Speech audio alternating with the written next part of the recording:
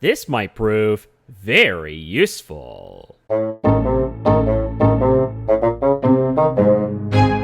With Sora banished to Quadratum for saving Kairi, many of us were worried that we will be unable to travel to new worlds in Kingdom Hearts 4. But director Tetsuya Nomura calmed us all down in an interview by saying that new Disney worlds will be used in the game. But now that begs the question, how will Sora visit the new worlds? Sora probably won't have access to his gummy ship, so he will have to find a new way to enter these worlds. After watching a certain new film that came out, I think I figured out how it will be done. Ayo! Black Sunday here. Here I am once more with a video on Kingdom Hearts. Like the new face card. And that new film I'm talking about is Indiana Jones and the Dial of Destiny. In my first ever Kingdom Hearts video, which focuses on the worlds that we will probably see in 4, one of the characters I thought that Sora will run into in Quadratum is Dr. Jones himself. After seeing Dial of Destiny, I'm doubling down on that. This could prove to be a very crucial early plot point regarding the game's worlds, and I'm here to show you how. It's time for... Kingdom Hearts Theory. How will Sora find and traverse the new worlds? Please remember, as with all my theories, that's all they are. Just theories. This may or may not be exactly how it will play out, but it's an accurate way of telling you how Sora will find and traverse to the worlds in the game. Also, if you want to see my theory about what worlds that will likely be used in Kingdom Hearts 4, check out the card at the top of the screen. On with it. Yes, get on with it! Before we begin, be sure to like and subscribe to my channel to gain access to my entire library, and hit that bell icon for notifications as to when another video drops. Now, let's show you how Sora will find the new worlds and enter them. Spoilers. We begin with the featured archaeological find in Dial of Destiny, the Antikythera of Archimedes. It's an ancient computer that Archimedes created to measure and find fissures in time, theoretically opening the door to time travel. For the sake of time, and to avoid spoilers, I will not name what the Antikythera was used for by Dr. Jones's enemies and the ultimate results. Hold it!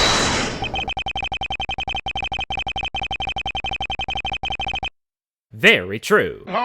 What if I were to tell you that in the lore of Indiana Jones, there are fissures in space in addition to time? Elaborate. This dates back to the last adventure, the Kingdom of the Crystal Skull. By far, the weakest in the series. In the end, we find out that those who ruled that kingdom were aliens from another dimension, and their temple, their ship. How did they get there? By using their own technology that opens portals to other dimensions. This mirrors how Sora has been visiting worlds in 1, 2, and 3. Unfortunately, the alien leaves this version of Earth with its technology in the end of Crystal Skull. So, how did the fissures in space appear? Tell me how! This is where it gets tricky. The key is in the time just before the ship leaves, when Dr. Jones, his old girlfriend, Marion Williams, the son he never knew, Mutt, Jones's friend, Professor Oxley, and some of Jones's other friends, returns the Crystal Skull to where it belongs. The deity within the skull, speaking through Oxley, was thankful for being returned and wanted to give them a gift. This enemy of Jones, Irina Spalko, was the one who would personally return the skull to its place, and asked that her gift be to know everything that the deities know, which would prove to be her undoing. But what if I were to tell you that she wasn't the only one who was given a gift? Every single person that was in that chamber, according to Jones, could receive a gift. My theory is, Oxley received a gift as well, and here it is. I'm listening.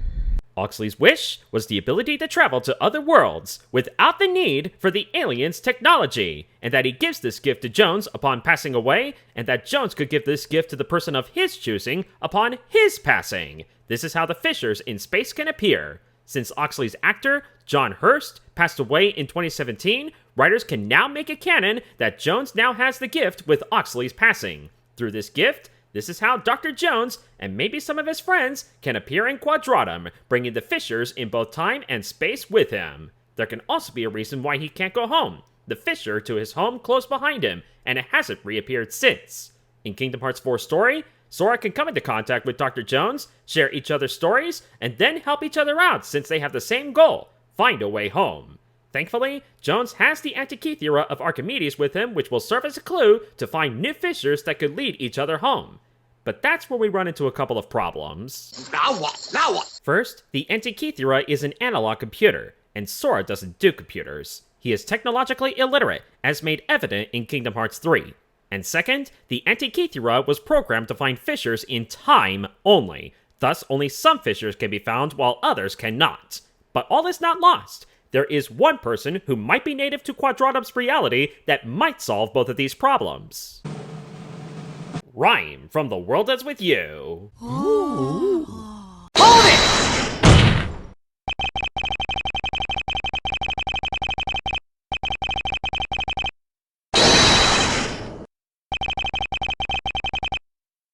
It can be explained by Rhyme that Joshua is the one that sent her and her friends to Quadratum for their protection, and that they are all aware that the Shibuya they know is different from Quadratum's. As for how Rhyme is used, let me explain. In Neo, The World Ends With You, Rhyme becomes a hacker to put her prodigal intellect to good use. She uses her newfound skills to gain access to the Reaper's cellular network, which was thought that only angels, Reapers, and game players could gain access to.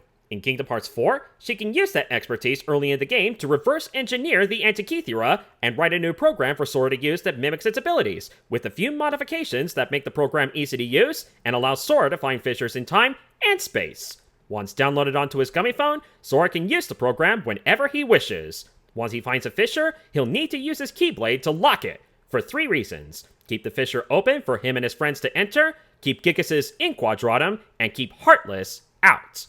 Rhyme can also serve as Sora's person in the chair should any problem arise, since Chip and Dale have been cut off due to his banishment. But I digress. After locking the fissure, he could just walk in and out.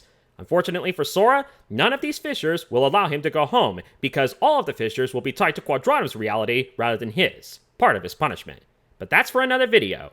This is how Sora will find and traverse worlds in Kingdom Hearts 4. Using Dr. Jones's inherited gift of visiting worlds, the Antikythera of Archimedes, Rhyme's intellect to make a program that copies and improves upon it, and Sora's Keyblade to lock the fissures in time and space once they are discovered using said program. After this, he can walk in and out.